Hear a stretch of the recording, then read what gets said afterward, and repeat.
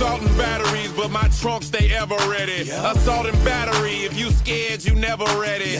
Alright, this video is going to be my top 5 favorite figures that are signed but are not classic superstars. And a lot of you know classic superstars have always been my go-to when it came to collecting, but there are a few figures that I have in my collection that I just put on my top 10 of all time, but also there's a story that goes behind all of them, and going through my collection and picking out these top 5 was definitely fun to do. And this video was suggested to me in one of my previous uploads, so if there is anything you want me to make a video on specifically, leave a comment and more than likely I will get to it in the coming weeks. Alright, first figure, number 5, we have a signed WCW figure by Sting. I met him during WrestleMania 30 at WrestleCon, and I remember getting as much thing as I could signed by him, as he was one of the highlights for WrestleCon that weekend. And just the autograph isn't that good, but I remember thinking back just how excited I was to meet Sting. He was a big staple when it came to the Monday Night Wars, and just a nice guy overall.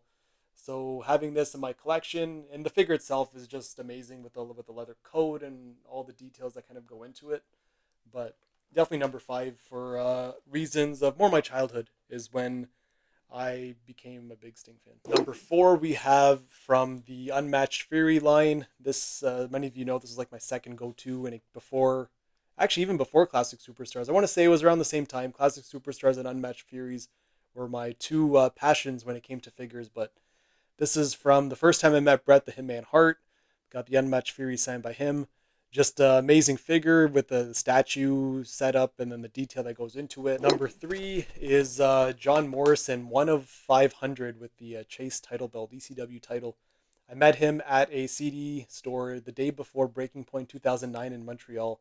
Him and Melina were doing a signing. And at one point, John Morrison and Shelton Benjamin were my 1A and 1B when it came to my favorite wrestlers on the current roster back in 2009, 2008.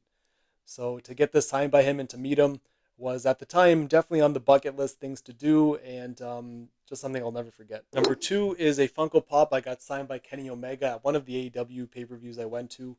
And I remember him and Ibushi were doing a signing together, and I remember got this, and I bought the case to go with it.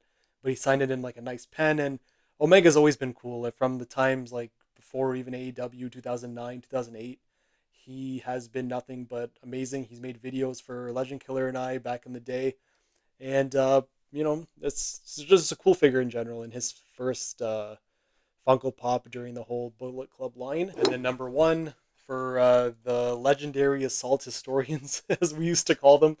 This is the miscarded figure of Diesel and The Undertaker. So it's a Diesel figure inside of an Undertaker case. We got that signed by Kevin Nash. Probably it was our first Comic-Con in like 2009, 2010. He saw it. He's like, oh, I've never seen one of these before. So I want to say it's a 1 of 1, and definitely a unique piece, and definitely my favorite non-classic superstars that I've signed. And that's the video. So I hope you guys enjoyed watching. And again, any suggestions you may have, leave them in the comments, and I'll see you guys in the next video.